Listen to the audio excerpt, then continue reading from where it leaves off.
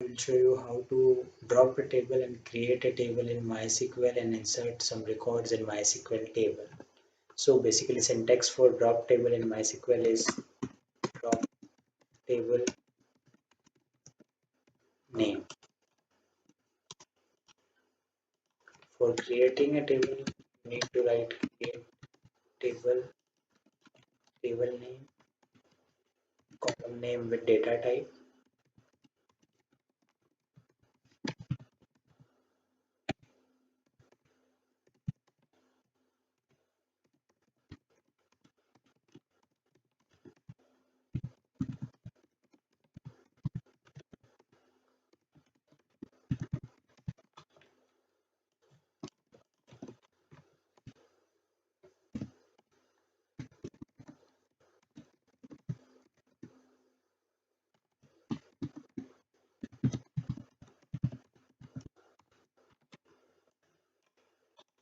So basically this is basic syntax for creating a table.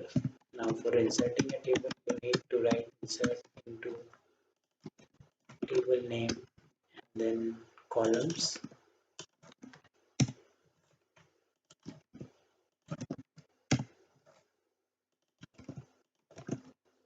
department, created.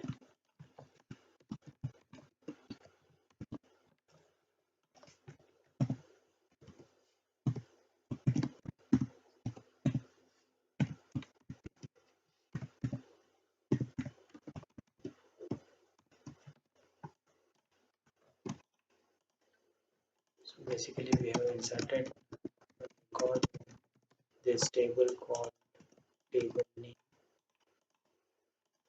Now apart from this, you can also insert record by selecting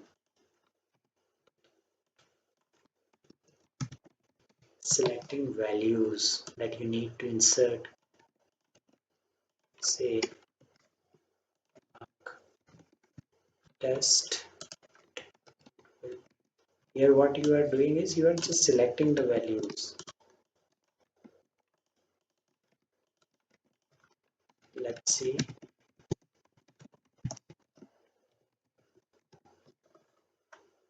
So as you can see, we can insert in table by writing values or just simply selecting the values. Lesson more elaborately on how to create a stored procedure in MySQL, basic stored procedure as well as a stored procedure with which require user input. So basically I am using a tool for Navicat for interacting with the MySQL. It is a very user friendly tool and I recommend this tool to all of you. So here we go. Create procedure, syntax will be create procedure, procedure name, replace procedure name with whatever name you want to give to your stored procedure. Begin and end is mandatory and write your code between this begin and end. Suppose here I am select here just to show you guys.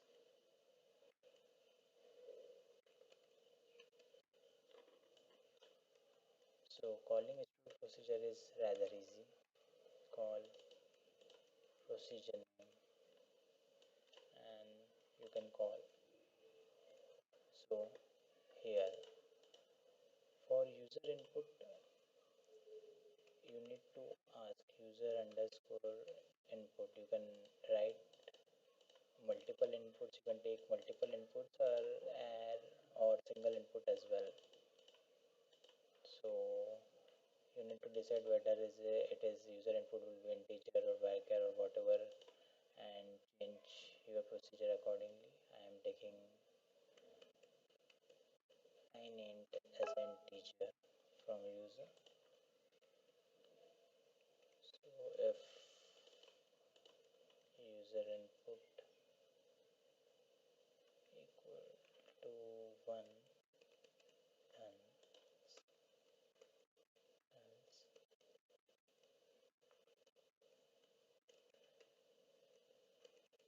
and so we have written if condition over here. If user is inputting 1, then it will print here, otherwise it will print there.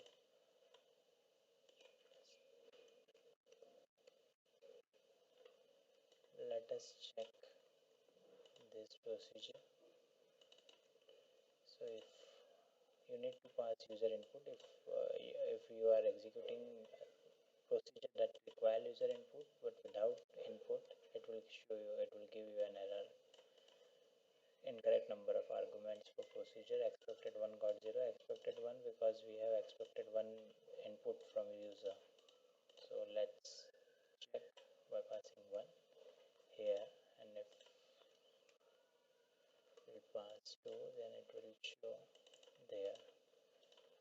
So creating a stored procedure is very easy in MySQL. You just need to uh, understand how it will work. Create procedure, procedure name. If there will be user input, then user input, or else you can leave it blank. Begin and your code, and just call the procedure. Thank you. Hey guys, today I will show you how to create a function in MySQL. I will show you basic MySQL create function syntax.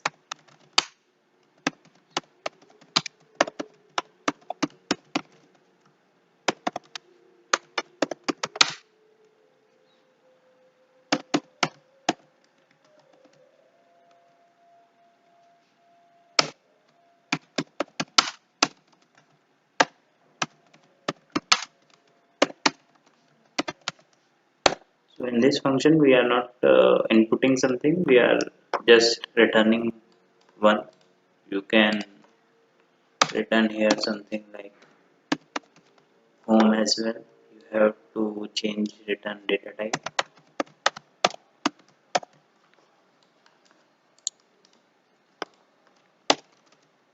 Okay, the basic difference between function and procedure, we can call function by using select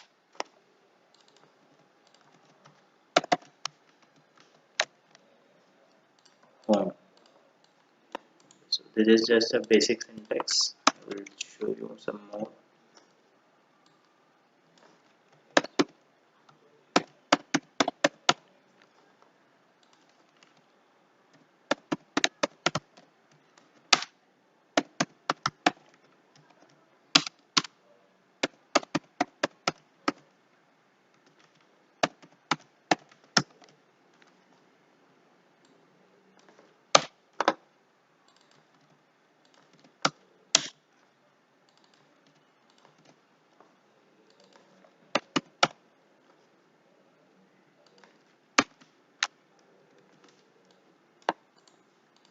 Okay, so this is the function for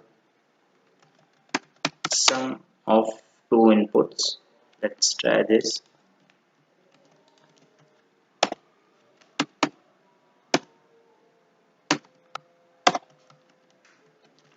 Okay, so we will get sum.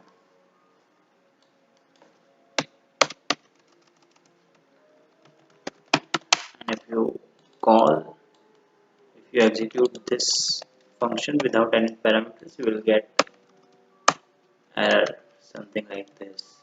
Expected 2 got 0. If I pass only 1, expected 2 got 1.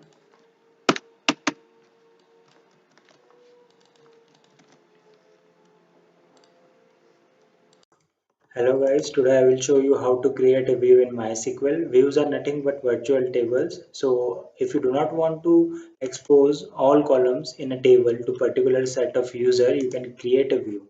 For example, we have this table employee information where we have employee ID, employee name, employee department, salary and phone number. Now, if I do not want to expose this all columns to particular set of user, say I only want to expose employee ID, employee name, and employee department to particular set of user. I can create a view so that other columns, salary and phone number, will be hidden from that set of user. Let's create this table, push some data in it, and check. So basically, we have employee ID, employee name, employee department, salary, and phone number. Now, syntax of view is very simple. Create view. view name as select column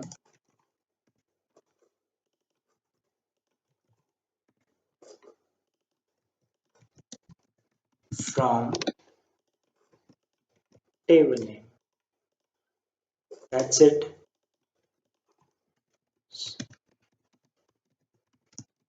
So when you select this view, select from this view, you will get employee, employer name, and employer department.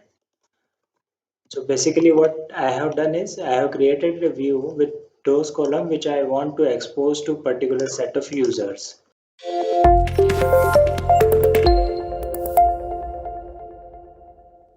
What's up guys, this is MySQL Gyan and today we will discuss about user defined functions in MySQL. As you are already aware, there are many inbuilt functions in MySQL and one of the inbuilt function is reverse. What this function will do is basically reverse a string. So how functions can be invoked? Functions can be invoked by using select keyword and stored procedure can be invoked by using call keyword. So this is one of the basic difference between stored procedure and function, and as you can see I have invoked select reverse and an input string is MySQL Gyan. So when I call this function, it will give me a reverse of the input string, that is MySQL Gyan reverse is NAYGLQSYM, that is reverse of the MySQL Gyan. But in interviews, interviewer might ask you to create a function to reverse a string without using this reverse inbuilt function. So why interviewer will ask you such sort of question? Because you already have inbuilt function for that. So interviewer might ask you this question to check your logical ability and check if you have really worked upon functions and stored procedures, right? So in this video I will show you how to create a user defined functions to reverse a string without using reverse inbuilt function. So I have already created this function. As you can see, I will guide you what I have done step by step. So we have created a function, and then in this function the function name is fn reverse string. We have taken input string, that is of varchar 255, and output is also again varchar 255. Please take into consideration that data type of input and output and length of input and output should be same. Otherwise if your length or data type is not same, then you might not get the desired result. Your data might get truncated and so on, right? So input and output length and data type should be same. So what we have done inside this function is basically we have taken length of the input string. In this case length of MySQL Gyan is 9, and then we have created a new variable called new string which is blank as of the start of the function, and then we have invoked a while loop. This while loop will get executed until input length is greater than 0. So this while loop, in our case when we pass MySQL Gyan, it will execute it 9 times, right? And inside while loop what we have done is we have concatenated a new string. So new string is basically right now blank, and we have concatenated new string with new string which is blank for the first time, and then we have invoked a function called substring. Substring will take input string and then -1 means last character of the input string. So in our case last character will be n, so new string will be n, right? And then we have overwritten input string. We have again taken substring, and then input string start from length first and then input length -1. So new input string will become MySQL Gyan, as we have removed last character from the input string. And then we have at last we have overwritten input length with input length -1. So what we are doing over here is to traversing from right to left, right? So that we will get reverse of a string one by one, and at last we have returned the new string. So new string will become the reverse of the whole string. So this is the one of the approach. You can create a user defined function to reverse of a string in MySQL. There can be many other approaches as well which you can take to reverse a string in MySQL. I will give the link of this function in the description, the GitHub link, so that you can practice this function or you can go through this function and create your own. That's it for this video. I will see you in the next video. Thank you.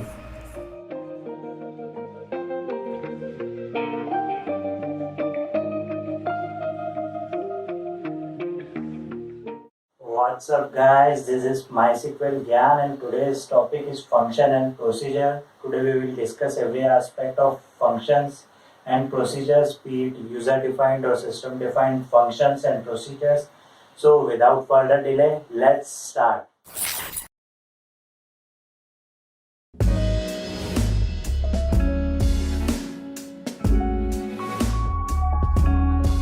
So first question comes to your mind is what do you mean by functions? So functions are nothing but a piece of code that performs an operation and returns some results.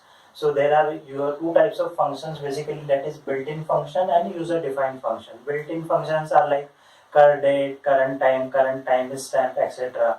You can use this function in your select statement with select query, and you can use these functions as it is as well. For example, to extract current time, current date, etc. And user-defined functions are functions that you write. You write the logic of this function so as to reuse in your code in future. So whenever that like some requirement comes to you that every first character of the string should be in capital, so you can write the function and reuse in your code according to the requirement. So basically function can be categorized mainly into two: built-in functions and user-defined functions.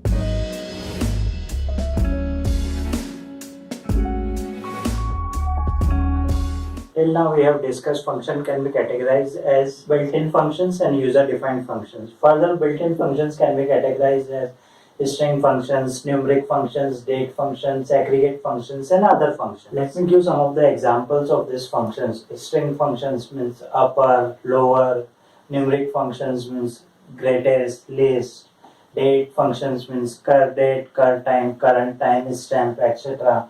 Aggregate functions comes in like average, mean, max, group underscore concat, and other functions as in cast. Cast comes in other functions. You can cast from like text to integer or text integer to character or something like that. So all there are many inbuilt functions and there are many examples of all these categories of function which you can easily find on the internet. Now further on we will decide user defined function.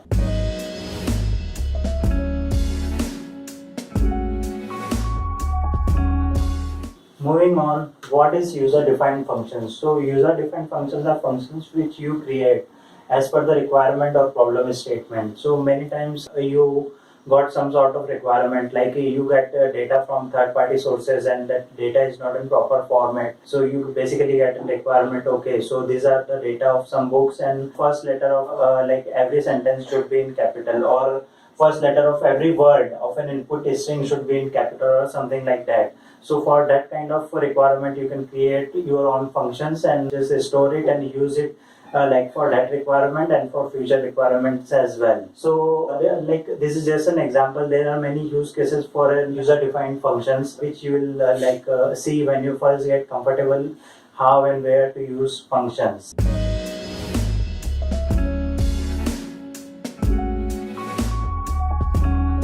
Now, moving on, coming to stored procedure or procedure. So, what do you mean by stored procedure? So, stored procedure is basically SQL code that you can save, so that can be reused over and over again. So, suppose you are doing some sort of reconciliation. You have data set, you are doing reconciliation of this data. You are doing left join, right join, you are extracting mismatches and something like that. So, instead of executing this set of queries again and again, you can create a procedure. You can align these queries one after another, put it inside the procedure and execute this procedure instead of executing this procedure again and again and again. So stored procedure is an SQL code that you can save, so that can be reused over and over again. There are many other uses of stored procedure as well, but just for the beginners sake of understanding, you can understand it like that. So I am doing this sort of reconciliation, or I am extracting mismatch. I have two tables, I am extracting mismatch. What are the data that is extra in table A, not in B? What are the table that is extra in B, not in A?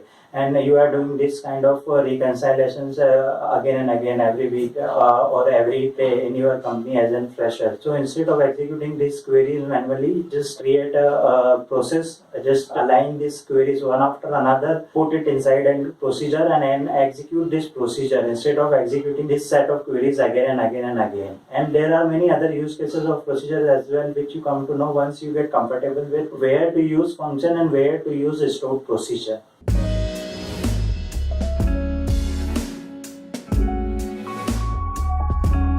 One of the most common interview question is what is the difference between function and stored procedure. This is one of the most common and one of the most asked interview questions. So these are some basic differences which I have written over there. There are many other differences as well, but these are the most basic one, and you should definitely know these differences. So first is function can be called by select statement. Function can be invoked by using select statement, whereas stored procedure can be invoked by using call. Call stored procedure like a call and stored procedure name. Function must return a value. So value is a mandatory in function. Function should return a value, and whereas a stored procedure may or may not return a value.